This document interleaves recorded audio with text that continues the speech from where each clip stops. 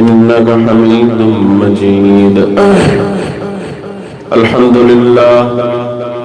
الحمد لله وكفى وسلام على عباده الذين اصطفى.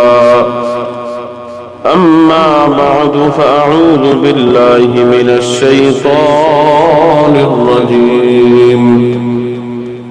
بسم الله الرحمن الرحيم. فقلت استغفروا ربكم إنه كان غفارا. وقال رسول الله صلى الله عليه وسلم قال الله تعالى يا ابن آدم لو بلغت ذنوبك عنان السماء فاستغفرتني فإني أحازر إليك بغرابها أو كما قال عليه الصلاة والسلام. الحمد لله. আল্লাহ পাক রব্বুল ইজ্জতের দরবারে অসংখ্য গুণিত শুকরিয়া জ্ঞাপন করি যে আল্লাহ রাব্বুল আলামিন আমাদেরকে একজন ওলির চারণভূমিতে জন্মভূমিতে আমাদেরকে কিছুক্ষণ সময় কোরআন ও হাদিসের আলোচনা করার এবং শোনার তৌফিক দান করেছেন। এজন্যই সকলেই অন্তরে অন্তঃস্থল থেকে শুকরিয়া আদায় করে সকলেই পড়ি আলহামদুলিল্লাহ। আমরা জানি আজকের এই মজলিসে জামানা মুজাদ্দিদ সুফি হযরত মাওলানা শাহ ইউসুফ মুফতি আজম গাজী রাহমাতুল্লাহ আলাইহি কর্তৃক প্রতিষ্ঠিত উরসুকুল বা দোয়ার মজলিস। হযরত মাওলানা শাহ ইউসুফ মুফতি আজম গাজী রাহমাতুল্লাহ আলাইহি তিনি কিছু স্কিমের আলোকেই হাক্কানি আঞ্জুমান প্রতিষ্ঠা করেছেন। জন্মতে একটি হলো 5 ওয়াক্ত নামাজ বিনা কাজে আদায় করা, এরপরে হলো 5 ওয়াক্ত নামাজ শেষে বিনা কাজে নুরানি করে নিয়ে ওজিফা পাঠ করা। সময়ের এই সংক্ষিপ্ত পরিসরে শুধু একটা বিষয় নিয়ে আমি আপনাদের সম্মুখে আলোচনা করব। আল্লাহ রাব্বুল ইজ্জত হযরত নূহ আলাইহিস সালাতু ওয়াস সালামের কওম যখন গুনাহ করতে করতে নূহ আলাইহিস সালাতু ওয়াস সালামকে কষ্ট দিতে দিতে যখন সীমাতিরিক্ত করতেছে, শেষ পর্যন্ত তাদেরকে আল্লাহ একটা সুযোগ দিলেন। নূহ আলাইহিস সালাতু ওয়াস সালাম কওমকে বললেন, নূহ তুমি তোমার কওমকে বলো তারা যেন বেশি বেশি ইস্তিগফার পাঠ করে। ফাকুল তুস্তাগফিরু রাব্বাকুম ইন্নাহু কানা গফফারা। আল্লাহ পাক রব্বুল আলামিন বলেন, হে নবী আপনি আপনার কওমকে বলে দিন তারা যেন বেশি বেশি ইস্তিগফার করে, ক্ষমা প্রার্থনা করে।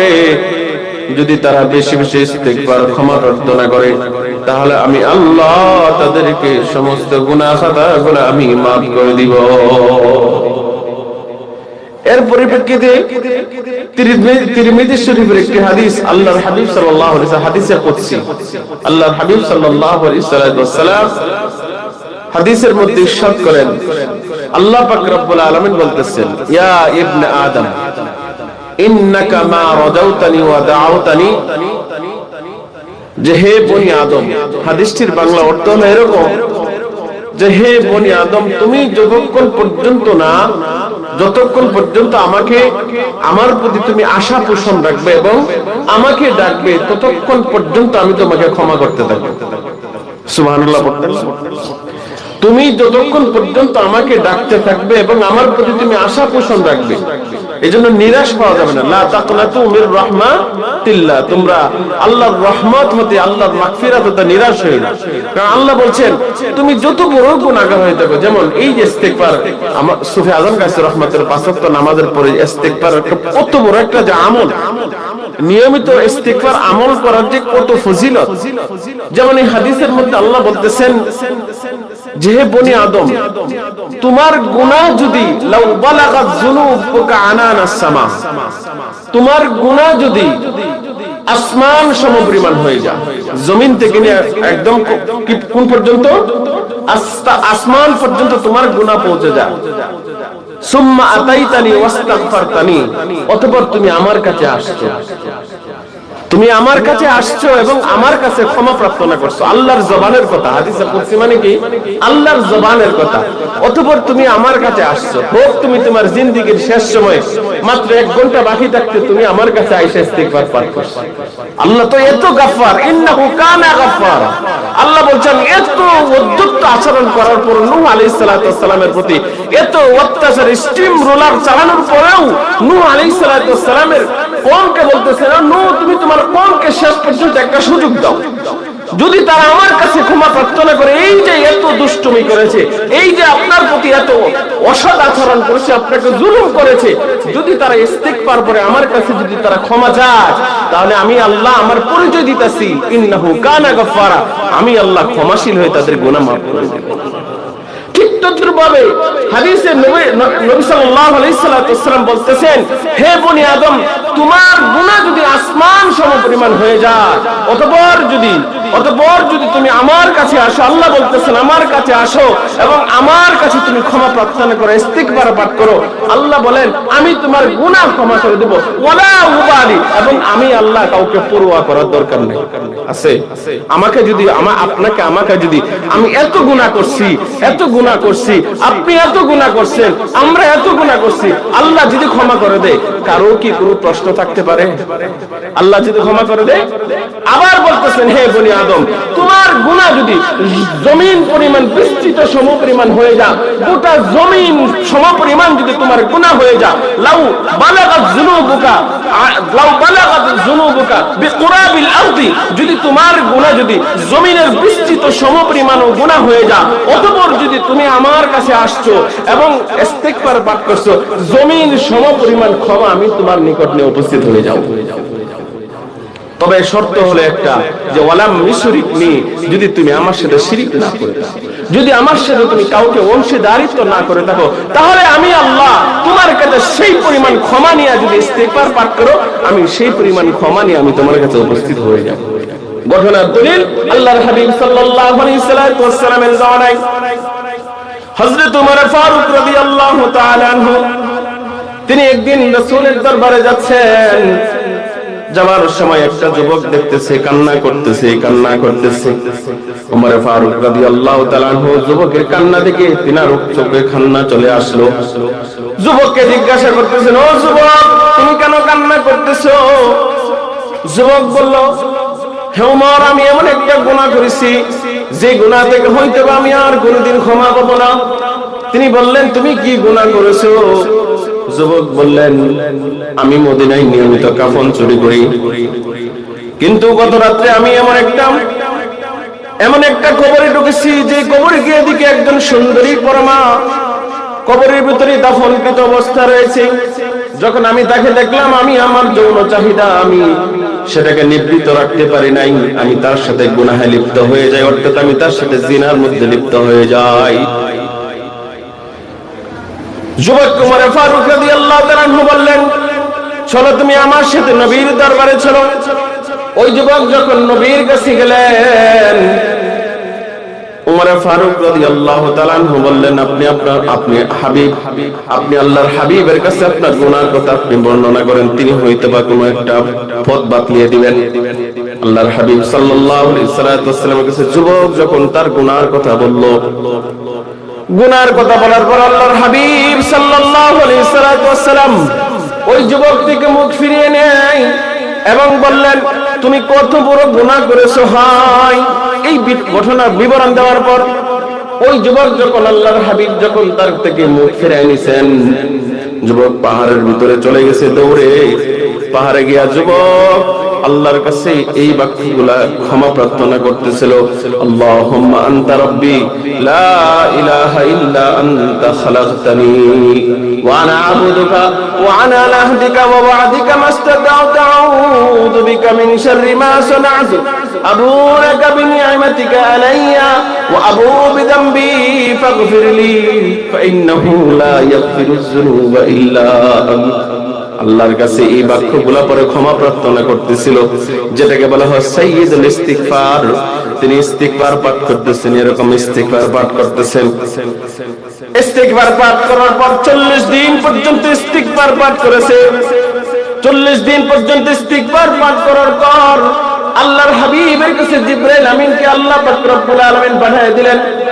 পাঠিয়ে দিয়ে বলতেছেন, ও জিবরাইল, আমার হাবিবকে বলো এই तमाम জমিনের মধ্যে যত মাখলুক আছে সমস্ত মাখলুককে রিজিককে প্রদান করেন। আল্লাহর হাবিব নিঃসন্দেহে উত্তর দিলেন আল্লাহ। আবার পাঠিয়ে দিলেন, জিজ্ঞাসা করুন এই तमाम জমিনের মধ্যে এত মানুষ বসবাস করে, যদি তারা কোনো গুনাহ করে অন্যায় করে তাহলে তাদেরকে ক্ষমা কে করেন? আল্লাহর হাবিব বলেন অবশ্যই আল্লাহ ক্ষমা করেন। তো আমার হাবিবকে জানায় দেন, ওই যে যুবক কিছুদিন আগে আপনার কাছে আসছিল, ওই যুবক আমি আল্লাহর কাছে এত কান্নাকাটি করেছে, এত ইস্তিগফার পাঠ করেছে, এত ক্ষমা প্রার্থনা করেছে যে আমি আল্লাহ ওই যুবককে ক্ষমা করে দিয়েছি। আল্লাহর হাবিবকে এই সংবাদটা পৌঁছান যেন আমার হাবিবের দরবারে যেন সেই ইস্তিগফার পাঠ করার কারণে যে মাপ পেয়েছে আল্লাহর হাবিব যেন তার দরবারে ফিরে আসে। যুবককে সংবাদ দিলেন, আল্লাহর হাবিব আপনি এত ইস্তিগফার পাঠ করেছেন, আল্লাহর কাছে এত ক্ষমা প্রার্থনা করেছেন, জিবরাইল আমিন আমার কাছে সংবাদ পৌঁছায় দিয়েছেন যে আল্লাহ পাক রব্বুল আলামিন আপনার সমস্ত গুনাহ খাতাগুলো maaf করে দিয়েছেন। এই জন্যই ভাই 40 দিন পর্যন্ত যুবক আমলটা করেছিল, হাদিসের মধ্যে আসছে।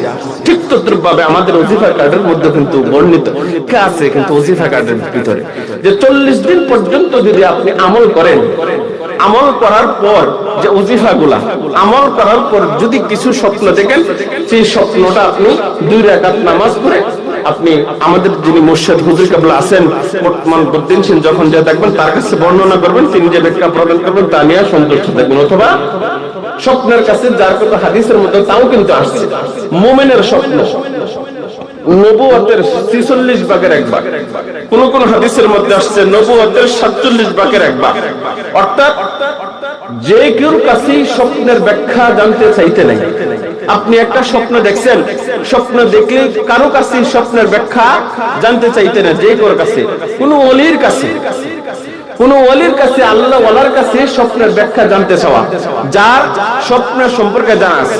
যেমন মালিক বিন দিনার রাহমাতুল্লাহ আলাইহি, সময় স্বল্পতা, মালিক বিন দিনার রাহমাতুল্লাহ মদিনায় যখন তিনি মক্কায় প্রায় 40 বছর পর্যন্ত মালিক বিন দিনার রাহমাতুল্লাহ অবস্থান করার পর মদিনায় চলে গেছেন। তিনি চাইতেছেন যে মক্কায় তো এতদিন ছিলাম, এখন আমি মদিনায় শেষ বয়সটা আমি কি করব, মদিনায় থাকবো, এবং মদিনায় যেন আমি আল্লাহর হাবিবের সাথে আমার যেন হাসর নাসর হয়, এই জন্য আমি আর মক্কায় যাব না। তিনি মনে মনে ইচ্ছা করলেন।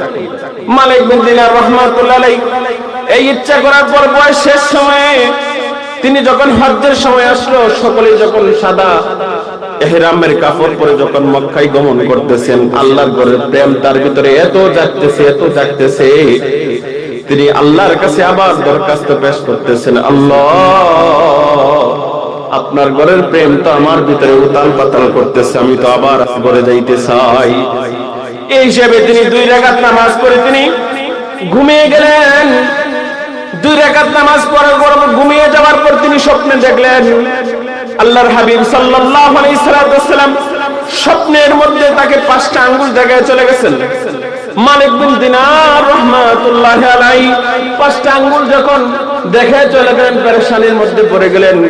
কি আল্লাহর হাবিব ইশারা দিলেন যে আমি মদিনায়, আমি মক্কায় কি যাইতে পারবো কি পারবো না, আমি তো ইরাদা করলাম, ইচ্ছা করলাম মদিনাতেই আমি দাফন হব, এখন আমি কি 5 ঘন্টা বাঁচবো নাকি 5 মাস বাঁচবো নাকি 5 বছর বাঁচবো, এটা তো জানা নাই। তো মালিক বিন দিনার রাহমাতুল্লাহ স্বপ্নের ব্যাখ্যা কারো কাছে জানতে চাই নাই, তিনি জানতে চাইছেন। তিনিও তো বড় এক আল্লাহর ওলি, ইমাম মালিক রাহমাতুল্লাহ, মালিক বিন দিনার ঘটনা বড় হইছে আমার মালিক, ইমাম মালিক রাহমাতুল্লাহ। মালিক রাহমাতুল্লাহ আলাইহি তিনি তো একজন ইমাম ছিলেন এবং হাদিসের সম্পর্কে বিজ্ঞ একজন আলেম ছিলেন, 4 ইমামের একজন ছিলেন। তিনি যুগের সম্রাট ইবনে সিরিনের নিকট স্বপ্নের ব্যাখ্যা জানতে চাইছেন। তিনি নিজে নিজেও কি করেন নাই, ব্যাখ্যা জানতে চান নাই স্বপ্নের, এবং কি কারো কাছেও জানতে চান নাই। যুগের যিনি স্বপ্নের সম্রাট, যিনি স্বপ্নের ব্যাখ্যা প্রদান করেন, তিনি ইবনে সিরিন রাহমাতুল্লাহ আলাইহি, ইবনে সিরিন রাহমাতুল্লাহ আলাইহি। তখন সেই স্লিপ করেন, এটা বন্ধ করে না, হ্যাঁ তো হযরত মালিক রাহমাতুল্লাহ আলাইহি ওই যুগের যিনি স্বপ্ন সম্রাট ছিলেন তার কাছ থেকে জানতে চাইছেন, অন্য কারো কাছে জানতে চাইনি। এইজন্য মোহতারাম হাজির, আমাদের এই ওয়াজিফার কার্ডের মধ্যে লেখা আছে 40 দিন পর্যন্ত আপনি নিয়মিত আমল করার পর যে স্বপ্নটা দেখবেন, সেই স্বপ্ন দেখার পর আপনি 2 রাকাত নামাজ পড়ে কি করবেন? শুয়ে যাবেন, ঘুমিয়ে যাবেন। এইজন্যই আমল করতে হলে আমাদের নিয়মিত 40 দিন পর্যন্ত আমরা এই ওয়াজিফা কার্ডে যে আমলগুলো আছে সেগুলো করব। ইনশাআল্লাহ 40 দিনের ভিতরে যে কোনো ফলাফল আসে। যেমন যুবক 40 দিন ইস্তেগফার আমল করছে, ক্ষমা পায় গেছে। আল্লাহ আমাদের সকলকে আমল করার তৌফিক দান করুন।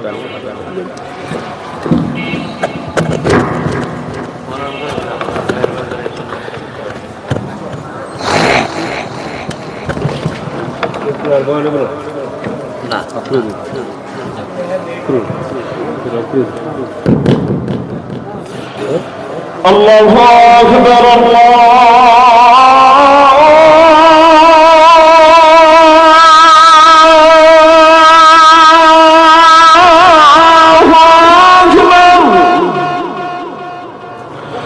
আল্লাহ